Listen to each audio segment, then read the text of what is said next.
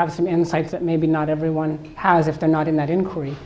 But I have learned a few great key tips along the way, and it doesn't hurt to literally have your life on the line to learn some lessons. And so in the tree, my life was literally threatened more than once, including with loggers who were trying to kill me.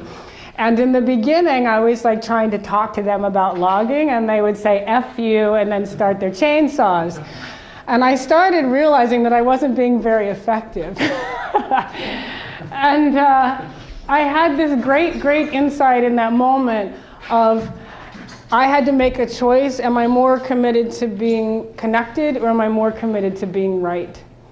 And it was really profound for me, because we're right a lot, and there's probably a reason why we're not further along. Because if we have right on our side, why aren't we further along? Because unfortunately, my experience has been that oftentimes the way right is communicated with judgment. And one of my experiences in the tree, actually dealing with activists, there was this day we were planning, I was obviously part of the meeting by phone, everybody else was on the ground, and we were planning an action, and wouldn't you know it, a divergence of opinions on how to carry out the action happened. And then all of a sudden I was listening to people, and people's voices were raising, and they were belittling one another and calling each other names, like, that's a stupid idea, why would you do that, and that kind of behavior. And I heard in people's voices chainsaws.